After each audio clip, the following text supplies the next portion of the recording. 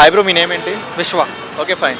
పవన్ కళ్యాణ్ గారు, deputy CM Pawan Kalyan అనే వ్యక్తి పొలిటికల్లో మీకు ఓకేనా, మూవీస్ ప్రకారంగా ఓకేనా? రెండు పరం okay. So deputy CM Pawan కళ్యాణ్ని అసెంబ్లీలో చూస్తే ఏమనిపిస్తుంది? హ్యాపీగా ఉంది బాగా. మరి ఆయన మూవీ వస్తుంది తెలుసా? ఏంటిది? ఓజీ ఎలా ఉండబోతుందండి? బాగానే ఉంటుంది. కొంచెం మూవీ కోసం వెయిట్ చేస్తున్నాం. ఓకే. మరి ఇప్పుడు పవన్ కళ్యాణ్ గారు అంటే పొలిటికల్లో ఉన్నారు, ఇండస్ట్రీస్ వస్తే డెవలప్మెంట్ జరిగిద్దని నమ్మకం ఉందా మీకు? నమ్మకం ఉంది 100%.